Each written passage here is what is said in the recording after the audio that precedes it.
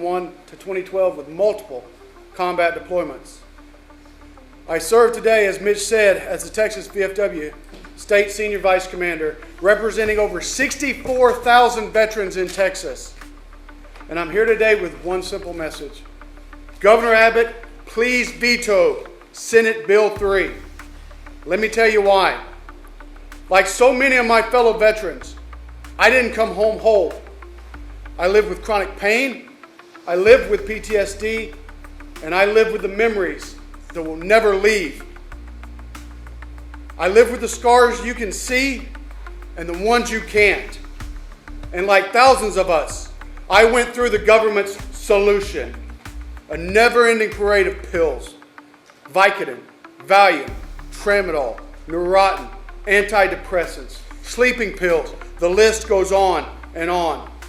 Those drugs nearly destroyed me. My wife once went to the store, came home with a friend, only to find me 2 blocks from my house, standing on the sidewalk, holding my cane at the low ready like a rifle, completely lost in a fog due to prescription drugs. I didn't know who I was. I didn't know where I was. All this was at a time where I could barely walk. Now the good news, I was moving so slow, I didn't make it that far. I was only 2 blocks from the house. But let's be honest. That's not funny. That's terrifying. That was the moment I realized the so-called solution the government gave me was killing me slowly. This right here, legal hemp-derived consumable THC gummies, brought me back. One man, a Coast Guard veteran, started a company that saved my life and the life of thousands of other veterans in Texas and across the country. I'm not going to call him out by name, but he's here today and he knows who he is. These gummies are clearly labeled, right there on the back. Safe, regulated, and effective. Since 2018, I haven't touched a single opioid or any of the other drugs that I mentioned above. I've rebuilt my life. I've become a better leader, a better husband, a better father, and ultimately a better man. But now Senate Bill 3 wants to turn this into contraband. It wants to turn me and thousands of other veterans into criminals for choosing an alternative that works for us. And if that hypocrisy wasn't bad enough, let's talk about the false narrative these politicians are spinning. We've seen Lieutenant Governor Patrick and them stand up and paint this as a fight to protect children, but that is not the truth.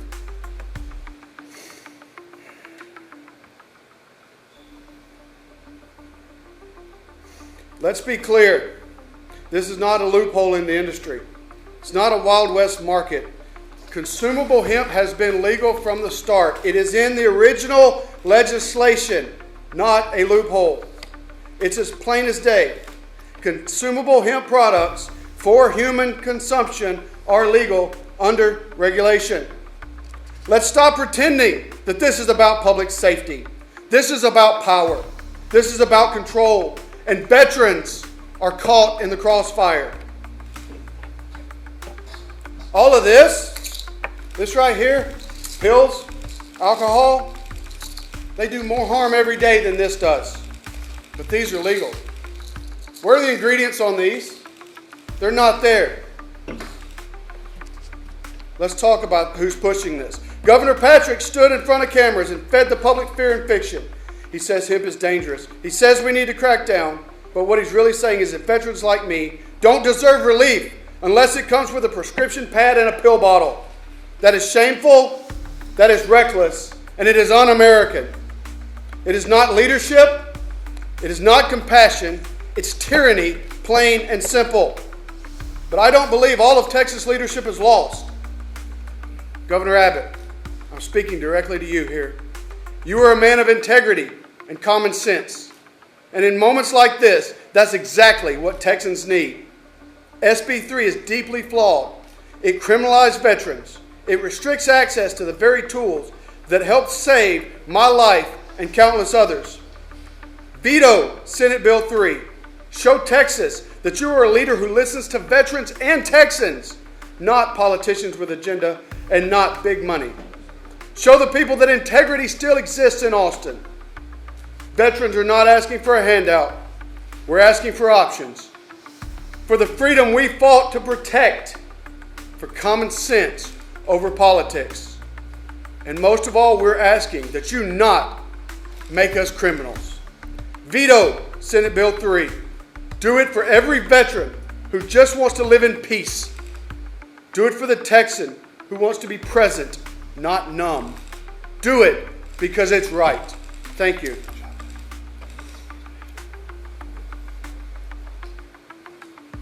Thanks, Dave. So that concludes the prepared remarks by the speakers, and we'll be happy to answer any questions that you may have at this time. Yes? For veterans in the room, on the House floor, there's veteran David Lowe on the Republican side. He argued that veterans shouldn't be used as, he said, a talking point in this argument. What would your response to him be? My response to him would be that our national convention and our state convention of both of the VFW set the number one priority of national and of our state as protecting any alternative to opioids. That's one veteran's opinion. I have written consent that I speak for 64,000 veterans in Texas, not just one. Has there been any communication with the governor's office? Have you heard any information? We have not, but I want to call out, compliment Robert Howard and his team. They met with us last week. We did ask for a meeting with Governor Abbott. We have not heard back from them. Yeah, and so at the conclusion of this, when we're done with the Q&A portion, you're welcome to come with us down to the first floor of the governor's office, where we'll be hand delivering these petitions to some of the governor's team. So I have a question. Folks in lobbying in Texas yesterday also expanded the compassionate use program, and they pointed to that as an alternative for folks if these THC products, the ban is signed into law. Can you respond to that? Is that enough to meet the needs of folks? Go ahead. So let me respond just from the veteran standpoint, if you will. Let me find my little baggie here. This right here is 5 times less than what teacup is in its current state. For a veteran that lives on disability, I explored teacup. I did my own research. $500 a month is what it costs me versus $90 in gummies. A veteran that lives on VA disability and makes a couple grand a month and that's all the income they have, how can they afford it? So yes, it's out there, but it's not easily accessible. It's not easily affordable or any of those options either. We supported that. We supported that bill. We supported the expansion of it. That's one alternative modality as well. But let me piggyback. Let me answer the question this way and fill you in on the sausage making the last 2 weeks. They didn't really want to do that. So 2 weeks ago on Memorial Day weekend, in the Senate State Affairs Committee with House Bill 46, they stripped out everything that was in the original House Bill 46. Over the Memorial Day weekend, a sacred weekend for us in our community. And we didn't know until literally yesterday what that was going to look like. So we commend the members of the conferees, the committee, particularly the House of Representatives. And I will tell you this, I want to thank Speaker Verse and the House of Representatives, because when we do our scorecard at the end of the session on which chamber supports veterans more, it's this side of the Capitol. Because there is a lot of good legislation that's gotten through the last 2 sessions in the House that the Senate didn't take up. But again, we support that, but it's going to take time to implement those changes. There's language in there about you got to have certain licensees by a certain date, and they have 2 years to sell the product. It's going to take a while to ramp this up. So in the meantime, you're going to take away potentially something from us that works right now that will be illegal on September 1st. You mentioned the original text of the bill that was authored by Senator Perry and pushed forward by Dan Patrick. If you go back to the original clip when they passed it in 2019, both seemed very complimentary when they passed it and seemed to know what they were getting into. What do you think changed their tune? Who wants to take that one? Let the industry take that one. Yeah, so I would have to say that other entrenched interests, perhaps adult consumables of other varieties, took note of the rapid growth of our industry and looked at it cynically and didn't want us to participate in providing relief and giving people wellness alternatives.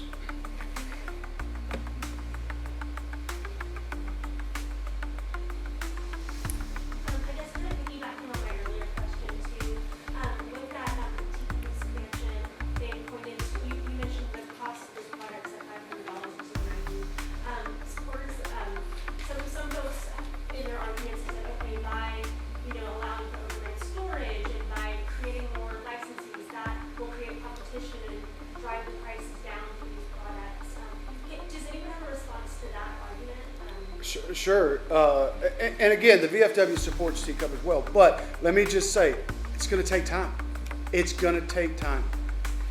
To Mitch's point, every day that a veteran has to stay on opioids is one day closer to pushing them to the brink. I was so scared over Memorial Day weekend because of the verbiage in there about going on to opioids.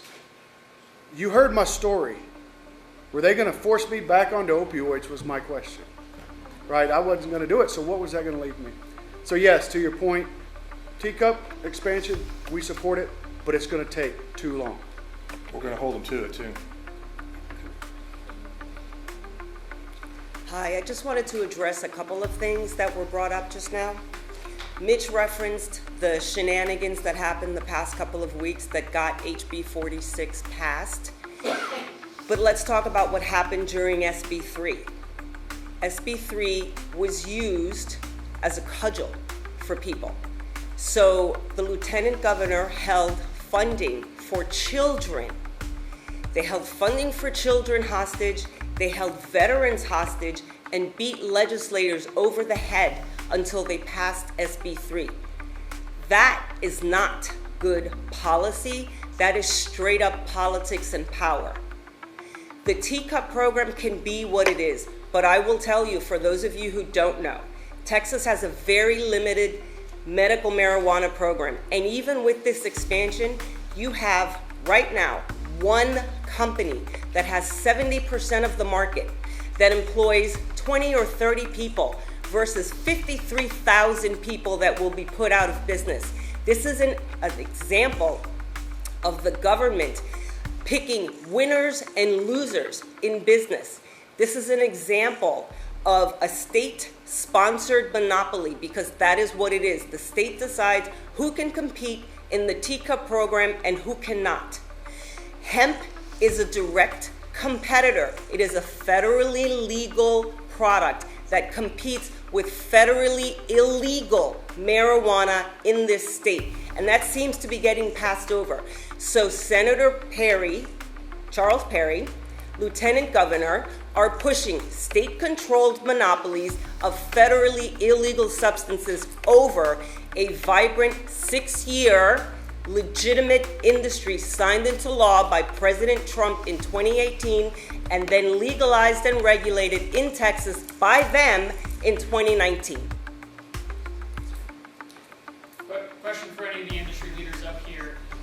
We're coming up, if this is signed into law, I know right now the veto effort's in full force, but September 1st is rapidly approaching. How are companies preparing for that shift if it should go through? I think companies are looking at their options. They're exploring what they can do and what they can't do. I do know that many companies will move out of this state. That is not a free state. It is not a business-friendly state if this goes through. And if they move out, I will help them pack their trucks. Hey, Colton, maybe you could speak to the implications for farmers.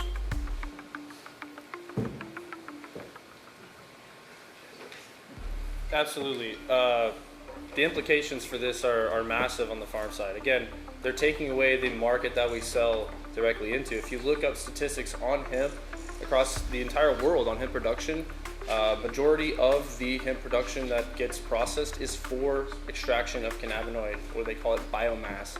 It's not this industrial hemp that they are trying to make you believe that they wanted to make legal in 2019 for only fiber and concrete. The demand, and they knew this all along, the demand was for cannabinoids, and they wanted to give farmers a way to diversify and compete, and also create a way for Texas to be the path forward on something that was obviously becoming very, very popular across the United States, nonetheless, Texas. So on the Teacup side as well, you know, these people, if they can manufacture and grow and create products and compete, we say this all the time, they can obviously join hemp. They can enter the hemp market and dominate if they are such a better quality or whatever they claim to be. So there's a lot of issues there. And on the farming side, again, at the end of the day, we're small businesses. We're small businesses. If you look up here, it's not a bunch of large corporations with all of our attorneys and a bunch of muscle behind us. We're small businesses. We're Texans. We're out there in the field, we're growing. And the reason why I'm actually here speaking to everyone today is because I'm on behalf of the folks that are out there working right now. They're getting dirty. Their hands are dirty right now to push their business forward and provide for their family in a legal industry that we were given. And that's now obviously going to be hindered. When does the planning begin for the fall harvest? Right now, like I said, we're in it. Actually, you know, we've had media outlets that wanted to come to see the fields and see the acreage. It's just plowed field right now, and there's a lot of people that are planning, of course, but we're also watching this bill to see what happens. Again, there's a lot of farmers were already hesitant when you have the hemp conversation, and now that you have this rhetoric that it's going to be a felony or that, you know, it's killing people when it's not true, it definitely has farmers pumping the brakes and rethinking things, or again, thinking of a move. There's a lot of other states that are begging for agriculture and for hemp producers to come there, and we don't want to do that. That's why we're here. That's why we've been here for 6 years, and you know, we've fought through it all continuously over the years to stay here. We want to be here for Texas, for Texans, and provide this product so that Texas can win. And this is, again, just bad policy that will trickle down and affect farmers, even in agriculture, whether they want to claim that or not. I know you all spent a lot of time responding to different things the Lieutenant Governor said last week. One of the things I don't think I heard brought up was his insinuation and not outright saying that consumable hemp kills people. Is there something that you'd like to respond on that? Yeah, I was supposed to say. You don't want me to. I did hear that, which was super surprising, and someone here in this room actually researched the alleged 22-year-old who stepped in front of a train, and despite the fact that you can find everything on the internet, even stuff that's not true, there was nothing about that. No report, no nothing. So to the statement that these products are dangerous, they aren't. They come with instructions, they come with directions. We expect responsible adult use. The legislature at any point could have implemented a 21 and over policy and have chosen not to. That's not on the industry. For 2 sessions, we pushed an age gate bill. And for 2 sessions, it was rejected in favor of trying to destroy a homegrown industry. So if you're really concerned about children and you were really concerned about minors having access all this time, why didn't you just pass an age gate bill? It's a simple question that you will not get an answer to.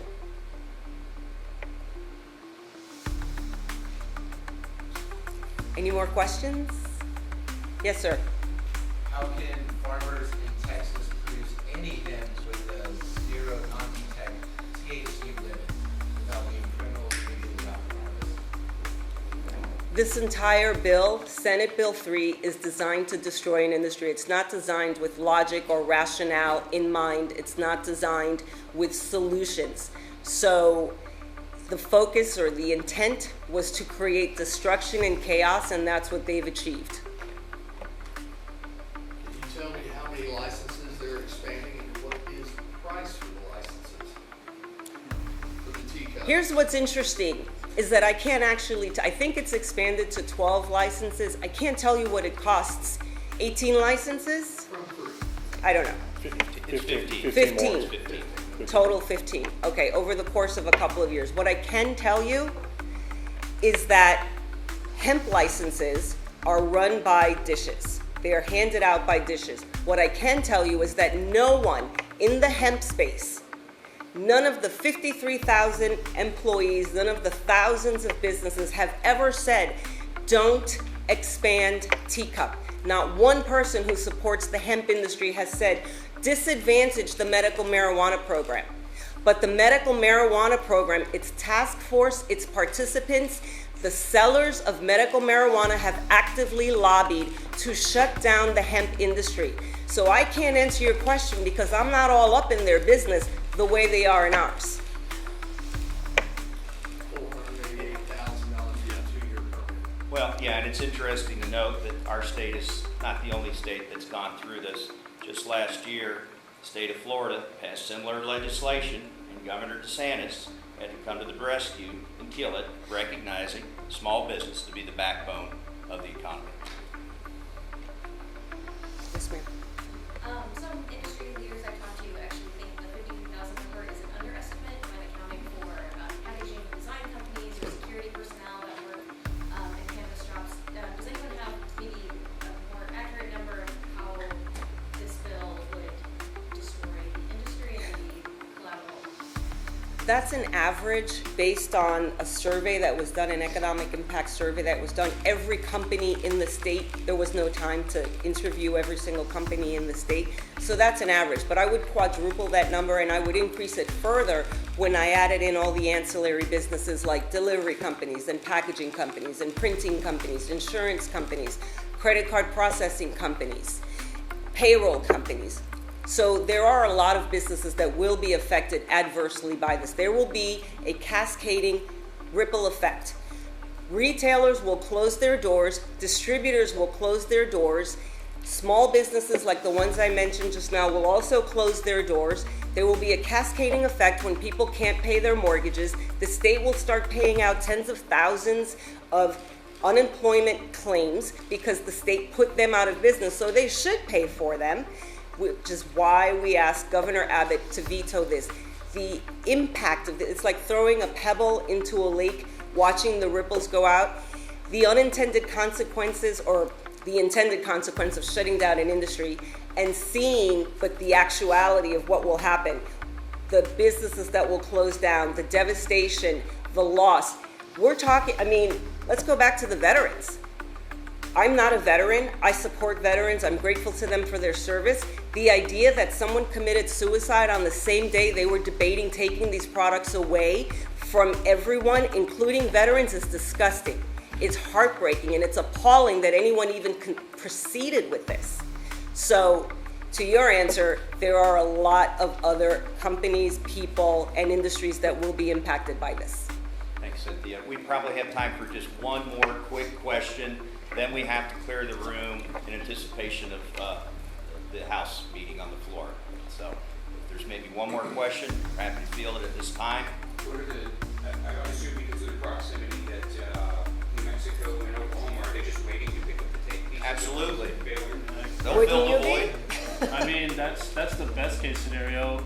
We also have cartels that are looking for, the other legal states picking up this demand would be the best case scenario, because the worst case would be cartels, the black market, illicit drug dealers. Those people do not check IDs, they do not test products, they do not care about the people here at all. So, and again, like we, as a producer, we hear these stories from veterans about how it's changed their life, everyday average Texans about how these products changed their lives for the better. We're not pummeled with the negative, never heard of the negative, only the positive. And so we hope to keep doing that to protect people from things like that overflow into cartel and black market land where nobody wants to be. We've spent a lot of time fighting that. Thanks.